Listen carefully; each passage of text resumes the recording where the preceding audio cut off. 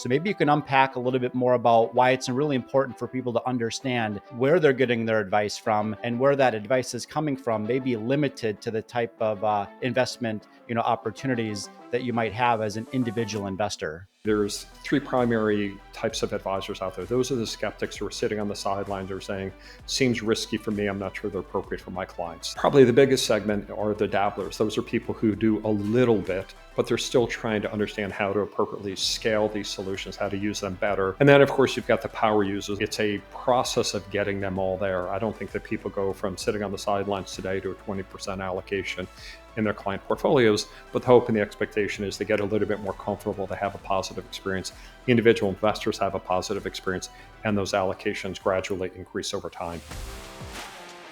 Welcome to the Freedom Point Podcast, where we talk about time freedom, passive investing through real estate, finance, and mindset. Let's dive in. Quick disclaimer as always, I am not a CPA, I am not an attorney or a financial advisor. This is not financial advice, not telling you or anyone else what to do. The views and opinions expressed in these podcasts are provided for education and informational purposes only and are not necessarily the views of my employer. All right, welcome back, Freedom Point Podcast listeners. Thank you again for jumping into yet another episode of the Freedom Point. I'm so glad you're here with us again today. I've got another amazing guest, as I always do. I have Tony Davidow. Tony, welcome to the show. Jeremy, thanks so much for having me. Yeah, I'm looking forward to chopping it up here with you today. So Tony is responsible for developing and delivering the Franklin Templeton Institute's insights on the role and use of alternative investments. I'm not doing your bio much justice here, Tony. That's kind of a high level 30,000 foot view, of what you're, focused on, today, your journey, but would love for you to unpack a little bit more about, yourself. And again, what kind of your journey is, what that's looked like, in terms of where you've been, where you are today, what you're focused on today, et cetera. Yeah, Jeremy, I think like probably many of your guests, my experiences inform the way that I look at the world. I began my career working at a family office where we allocated significant capital to private equity and private real estate. Along the way, I spent about 15 years at Morgan Stanley, where I ran three primary businesses, one an institutional consulting business. Not surprisingly, institutions allocated significant capital to private equity, private credit, private real estate. Later moved into a role where I managed our PWM consulting business, working with a lot of the firm's banking clients. And not surprising there, a lot of those founders and senior executives made their wealth through managing a private enterprise. So they had a real appetite for private equity, understood the value, understood the freedom it provided them to manage a company for the long run. And then at the end of my tenure, I had the opportunity to run sales and training across the retail, private wealth, and institutional segment. And the reality was at that point in time, the offerings available in the wealth channel were pretty limited in the sense that you didn't have access to a lot of the best of the investments. And because of the high accreditation standards, they generally weren't available anyway. So I think as an industry, and I kind of skip over a few steps along the way, what's interesting today as I sit in my seat at Franklin Templeton is we now have access to these world-class products, world-class managers, and now there's a need for helping advisors and investors to understand how to better incorporate them in client portfolios, what happens when they're added, what should we expect from an outcome perspective, from a return, from an income, from a diversification perspective. So my sole focus is really helping advisors and investors have better informed decisions about using these versatile and valuable tools. Yeah, no, I love that. And I appreciate you unpacking that. I'm going to throw you maybe a little bit of a curveball here, but I think it's important for us to identify something that is something that most people don't understand, but probably should. Okay. And that is the advice that they're receiving from advisors. Okay. Um, you have an experience, really, your track record suggests that you've got experience working in both the public equity side as well as the private equity side. So I'd like our listening audience to understand a little bit more about, them needing to understand where they're getting their advice from, right? If it's a financial advisor, for example, that you're working with, it's important for folks to understand that certain advisors are only able to advise on public equity type of products versus private, equity type of products, mainly in the alternative space. So maybe you can unpack a little bit more about why it's really important for people to understand where they're getting their advice from, and where that advice is coming from may be limited to the type of investment opportunities that you might have as an individual investor. I think that's a great question. I think the reality is, up until recently, many advisors really didn't have access to private markets. And again, I'll alternatives broadly, but I'll focus specifically on private markets because I think that's where all the interest is. So private equity, private credit, private real estate, infrastructure, those investments weren't generally available. So, if I go back 10 years, the market was pretty bifurcated. You have the private wealth community, which were trafficking with 20, 50, $100 million families. You obviously had a different menu available to you. And then the wealth channel, some people use the retail channel. We don't like the term retail, but the wealth channel, who were typically dealing with the millionaire next door. And although those clientele were sophisticated and had needs, they often didn't qualify for some of those investments. So it's really only been in the last handful of years that now all of a sudden we're starting to see products coming to the marketplace. So I'd frame it a little bit differently. It's not that the advisors don't have the experience and they're limited. They're in the learning process. So across the wealth channel, we'd argue there's three primary types of advisors out there. Those are the skeptics who are sitting on the sidelines or saying, seems risky for me. I'm not sure they're appropriate for my clients. That's a small segment. Probably the biggest segment are the dabblers. Those are people who do a little bit, but they're still trying to understand how to appropriately scale these solutions, how to use them better, what happens when I add private equity to my client portfolios. And then, of course, you've got the power users. And the power users are those who have a lot more experience in allocating. They've had good experiences over time. So maybe, they had a 10, 20% allocation. Now they're comfortable and they're increasing their allocations over time. So across the wealth spectrum, there's a big gap between those skeptics on the sidelines and the power users and our role. And I think a lot of firms have kind of taken the mantle of saying, let us help educate advisors so they can provide that better advice for clients. Our hope is that we can get people a little farther along in that journey so they understand how to use the tools rather than sell them like a product, understand specifically what role they play in client portfolios. So it's a process of getting them all there. I don't think that people go from sitting on the sidelines today to a 20% allocation in their client portfolios, but the hope and the expectation is they get a little bit more comfortable, they have a positive experience, individual investors have a positive experience, and those allocations gradually increase over time. Yeah, it makes total sense, and I appreciate that. I want to drill down on one thing specifically, though, because most of our investors are busy professionals, right? They may be not in a space where they would be considered somebody that needs to have a wealth manager, as an example. They might be making multiple six figures a year. They might be looking to invest in alternative, type products, or taking on that type of a strategy. Uh, why or why not can that person just call up their Charles Schwab advisor, their Fidelity advisor, their Merrill Lynch advisor, and trust that that person is going to be able to give them sound advice as it relates to investing in private equities? Well, it could be that those advisors have that experience. Again, I think one of the phenomena that we've seen over the last couple of years is virtually every firm has recognized the need. And we think there are three primary drivers for advisor adoption. One is the market environment is demanding a more robust and reliable toolbox. I think all we need to do is think about what happened in 2022 when both stocks and bonds were down double digits. They were supposed to be the ballast for one another and the buffer when one was having a difficult period of time, the other would offset that. And of course, what we've seen over the last couple of years is anytime there's a shock to the market, we see most traditional investments moving in lockstep with one another. So I think it begs for a more robust and reliable toolbox. Two, we'd argue product innovation has really come a long way. So now we have products that are more available across the wealth channel. We typically refer to those as evergreen or perpetual funds. Those funds can be used by an advisor across their entire book of business rather than a handful of clients who qualify for it. But at the end of the day, what I think makes this a really exciting discussion to have is we now have world-class managers who are bringing products to the market. So you're getting access to great managers and a structure that makes sense for individual investors. So advisors, regardless of where they are are trying to figure out how to better incorporate those. So, whether it's the larger firms like the Morgan or the Merrill who have a head start because they've been doing this for quite some time, or even some of the newer entrants like LPL, Ameriprise, or even Edward Jones, who has said, we intend to make that a big part of our value proposition going forward. I think all firms and all advisors are somewhere on that journey because I think, unfortunately, if they're not having discussions with their clients about private markets, somebody else will. And if you're a high net worth investor, most of your listeners on this podcast, they're going to look for somebody who has the expertise. And the expertise needs to be an understanding and have a point of view.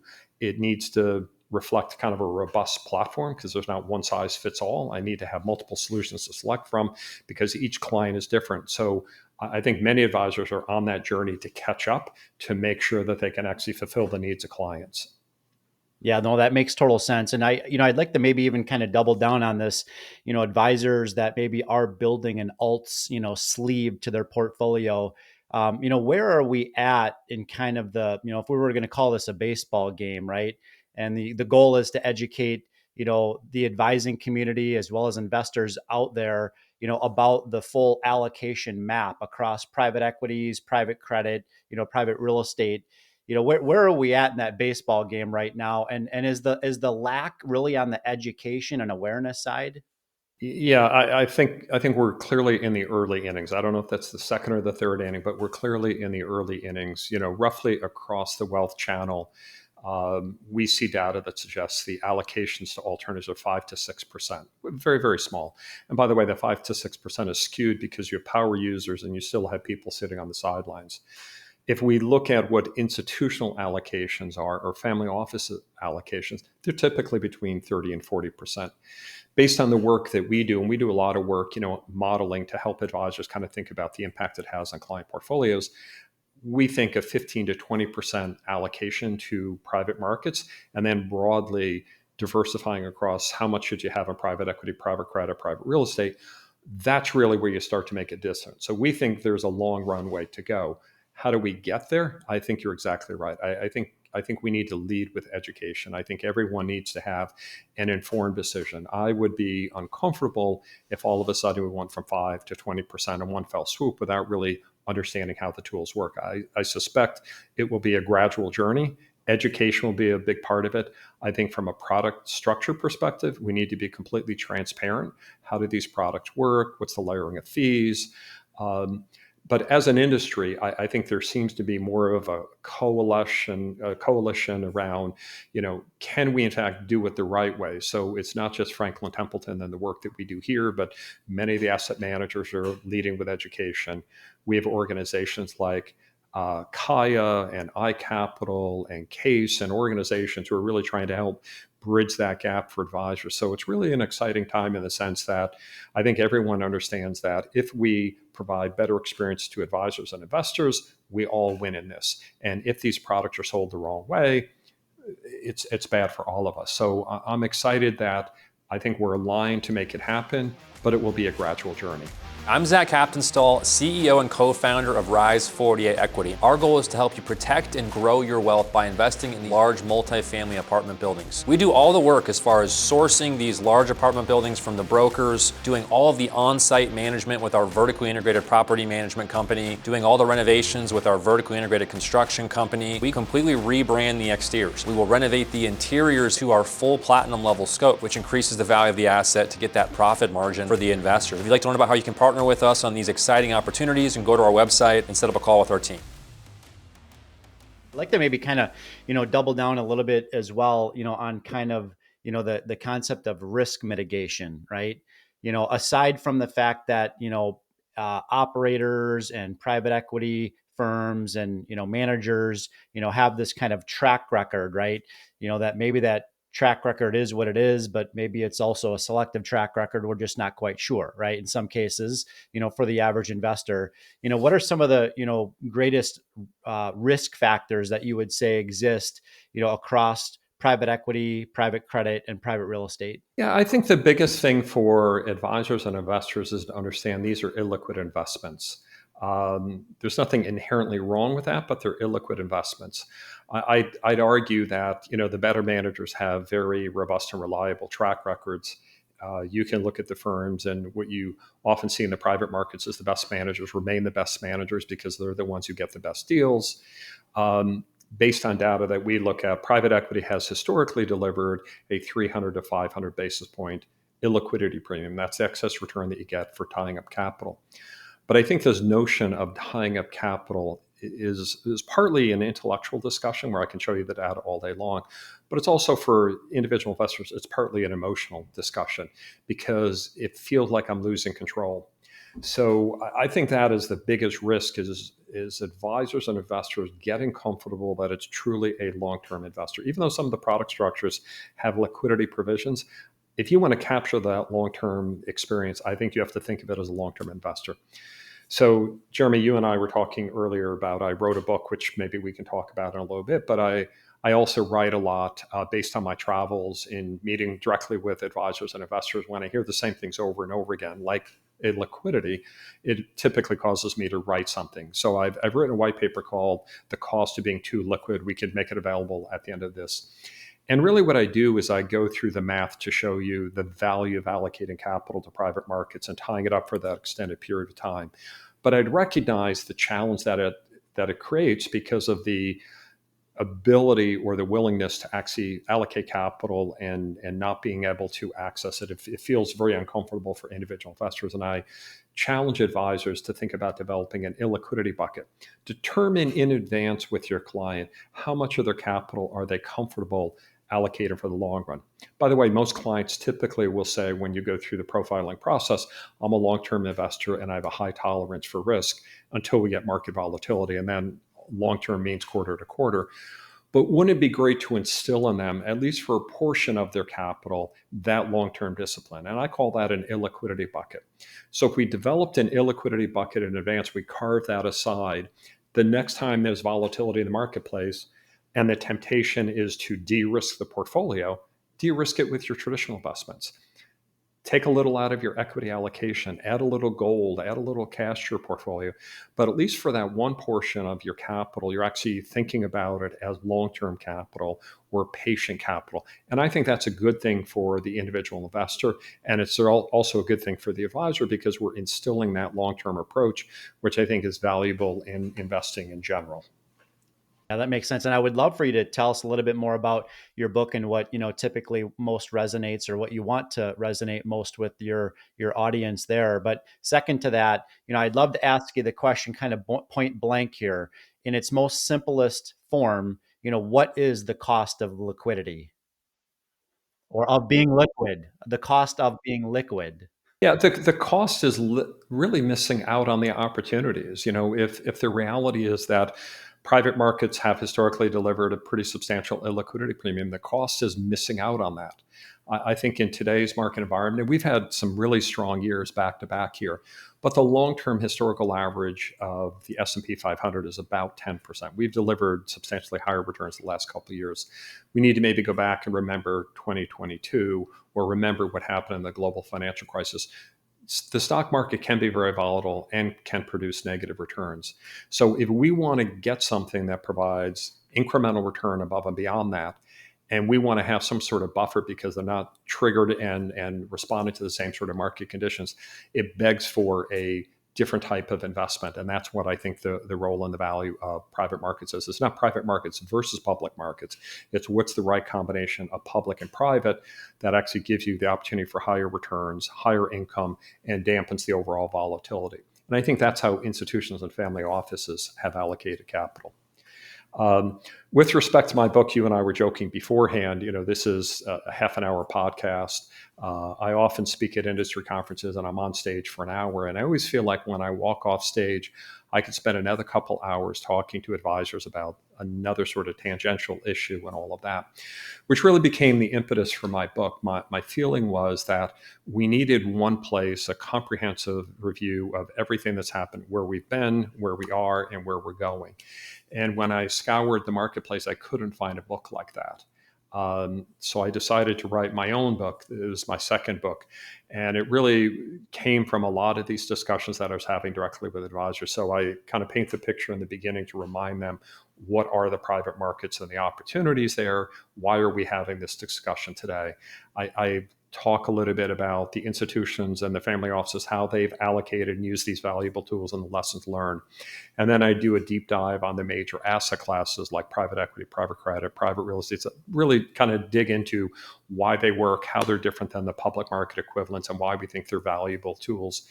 And then I imagine what the future looks like, and project where we are today, which is, again, as you pointed out, the early innings, and where we might be as they're more readily adopted and they get closer to a mainstream type solution. And really kind of paints this picture of this journey that we'll likely all be on. And what's interesting about the book, I originally wrote it with the advisors in mind, but like many of your listeners, I suspect, I also thought about many of my friends who are in the industry. They're smart, they're sophisticated, but maybe they haven't really had a lot of experience with the private market. So I imagine that many of them may pick the book up. And what's been interesting is I've had a lot of advisors say to me, I'm going to buy your book for my clients. I really love your book because it's really easy to understand. You speak in plain speak, but you help my clients understand these complex tools and easy to understand sort of tools and fashion. So I've been, very pleased with the success of the book so far. It came out February this year. I made my first bestseller list in February, and it seems like everywhere I go, somebody has read my book or they have an opinion. They post it on LinkedIn. So I think I've done what I wanted to do, which is give a tool to a community that's really begging for more information about how to use these tools going forward. Yeah, no, that makes sense. And sometimes it's, just putting things in layman's terms for the average person to be able to consume, digest, is an art in and of itself. So we'll definitely put the link for your book in our show notes for the episode. Right now, Tony, it's, kind of the back half of September, of 2025. We still have sticky inflation. We have volatility, in the 10-year treasuries. We have what appears to be a Federal Reserve Bank that has this dual mandate that has decided to ease on monetary policy, not because necessarily inflation is starting to cool, down to their target rate of 2%, but because unemployment is starting to tick up, right? So given where we're at right now in this, kind of moment in time, how is that affecting, or how does that affect private equity, private credit, and private real estate, from a returns and valuations perspective? Yeah, it's a great question because we think about this. We formally put together our outlook in January.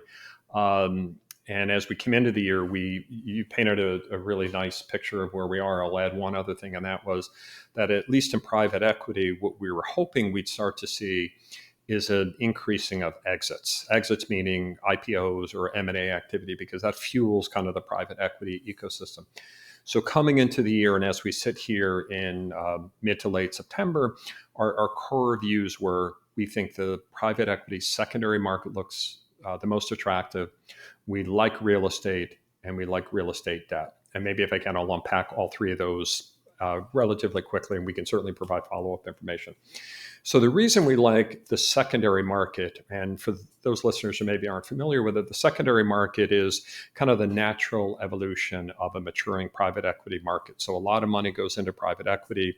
Big institutions are the primary ones, buying it, the Harvards, the Yales, the CalSTRS, the CalPERS. And what ended up happening in 2022 became a little bit of a shock for them, because what they found is they were over allocated because of the strong returns of private equity and the weak returns of public equity. They found themselves over allocated to private equity. And the typical sort of way that you would deal with being over allocated is you sell it in the public market. Well, that doesn't exist here. So the way that institutions deal with it is they go to the secondary market, and there's a handful of robust secondary players who are willing to step in and to buy positions. And the reality is they come in and they say, well, we're willing to take some of those positions off your hands, but we're not going to necessarily do it on 100 cents on the dollar, because there's a supply and demand imbalance. And if we can negotiate better pricing, we can. So institutions have formally instituted what we refer to as secondary programs over the last couple of years. two high-profile examples of that are Harvard and Yale, where I think both indicated they were looking to offload some of their investments. By the way, it doesn't mean that they're not committed to private equity. It just means that they're over-allocated and they've made commitment for future deals. So many of them have instituted these formal programs where they systematically sell positions into the marketplace. Well, who benefits from that? Well, the individual investor does, because those secondary managers are buying seasoned assets, which means they're closer to distribution, they're mature, maybe some of the bad names have kind of dropped out of the portfolio. They're buying a diverse pool of assets from different vintages the year that the fund comes to the market, different GPs, who's the underlying investor there. So the individual investor really benefits because of the structural advantage as well as the supply and demand and balance, which means that they are really dictating the terms and conditions. So that's our highest conviction idea. We think that continues even when exits pick up. We think the secondary market has really become an important part of the private equity ecosystem. And then I know you spent a lot of time talking about real estate, so you'll appreciate this. So our view is real estate, and I think in particular the office sector, has been under an enormous amount of pressure after the collapse of Silicon Valley Bank, and then of course the headwinds created by rising interest rate and high inflation. So I think real estate valuations are down pretty substantially now. Now, we're not constructive on the office sector, but if we do look at opportunities like industrial, multifamily, and life sciences, we think they're really attractive. And many of the properties are now available below replacement cost. So that to us makes an awful lot of sense now. They've come down quite a ways. We think really smart managers can deploy capital intelligently. And then an interesting sort of twist on real estate is we like real estate debt, because we think that there is an awful lot of debt that will need to be refinanced. And we understand that banks are going to be reticent to lend capital. We've seen that over the last couple of years. We've actually seen it since the GFC, but I think it's even got tighter since the collapse of Silicon Valley Bank. So we think private credit managers can step in to help fill that void and to negotiate favorable terms, covenants, and that's a really good opportunity. So those are our highest conviction ideas. We thought that was the case in the beginning of the year. Even though the complexion of the market has changed a little bit, I think those ideas still make sense, and I think those ideas make sense probably for the next several years. Yeah, no, that makes sense. I really appreciate you unpacking that. And we could literally talk about what you just said for another 30 minutes on top of the recording of the podcast. But, you're exactly right. I mean, me as an individual investor, take out the side that, take out the fact that there's advisors that are a lot smarter than I am, informing their investors. For me in particular, I was an investor back during the global financial crisis, and those were some great opportunities for me to get in the market. And that's why for myself, specifically over the last 24 to 36 months, I would call myself really in an attack mode, right? When I say attack mode, I mean, I'm attacking the market, right? Because a lot of the deals that, I've been getting involved with, as an individual investor over the last 24 months, you're exactly right. These properties are priced well below replacement value.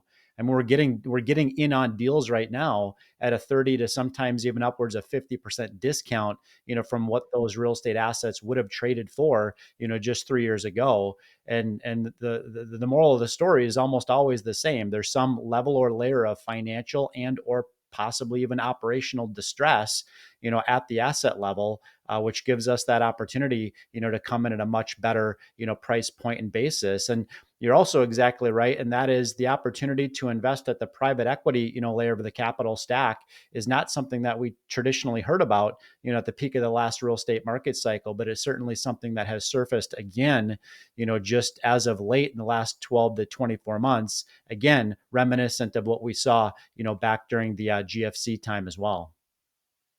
Yeah, we are very constructive on the market. I love the way that you kind of frame that, and you're attacking the market. I think that's right. I think often the disruption creates the best opportunities, and I suspect we'll look back at this environment several years forward and think about this is a great time to deploy capital. Yeah, no, absolutely. So let's talk maybe last and final question here. Maybe I've got one more. I'm not quite sure, but let's talk about maybe kind of fast forward, the next 12 to 24 months. Which private market, segments do you think will outperform or maybe even underperform, given the expectations that we currently have from the central bank, inflation and any other external macro risks that you see? Yeah, I'd have to say, the secondary market looks really attractive to us. Again, we think about what's happened in private equity. We've seen an awful lot of money going into the space. Private equity is dependent on that flywheel, money coming in, money coming out. So if we start to see a loosening, this administration was supposed to be more business friendly. So we thought that we'd start to see more IPOs and more M&A activity. We're starting to see signs of that. We're starting to see the IPO pipeline pick up. I think that bodes well for overall private equity, which ultimately I think bodes well for the secondary market. So from a return perspective, I think that's a really attractive place to be. I think that's going to be an opportunity for the next decade. Oh, that's great. Well, I appreciate this, Tony. This has been a tremendous value. Really appreciate you being on the show as a guest today. Would love for you to let our listening audience know a little bit more, maybe about the name of the book, where they can go purchase it, and then in addition to that, if there's maybe one or two different other areas that our listening audience can connect with you offline. Yeah, absolutely. I mean, the good thing is I feel like I'm kind of everywhere. I've got a pretty big profile on LinkedIn. I also have my own podcast. So it's easy to connect with me on LinkedIn. My book is, very descriptive, private markets, building better portfolios with private equity, private credit, private real estate. I wanted it to describe exactly what the book is about. So it's really about how to allocate. And again, painting that picture of where we've been, where we are, and where we're going. And that's available on Amazon.com. Easy to purchase. And again, if anyone's interested, Franklin Templeton has a dedicated site, all educational in nature. It's Alternatives by FT. Go to the Knowledge Hub, and we literally have white papers, blogs, podcasts, all sorts of consumable information wherever and however people choose to consume. That's great. Well, Tony Davidow, thank you so much for providing us tremendous value and bringing the heat this morning on the podcast. Thanks, Jeremy. Appreciate it. Of course. And listening audience, thank you again for jumping into yet another episode of The Freedom Point. We look forward to having you join us on the next episode. Thank you for hanging out with us today and for listening to the Freedom Point podcast. This show is for entertainment purposes only. Nothing said on this show should be considered financial advice. Before making any financial decision, please consult with a professional. This show is copyrighted by the Freedom Point podcast. Written permissions must be granted before syndication or rebroadcasting.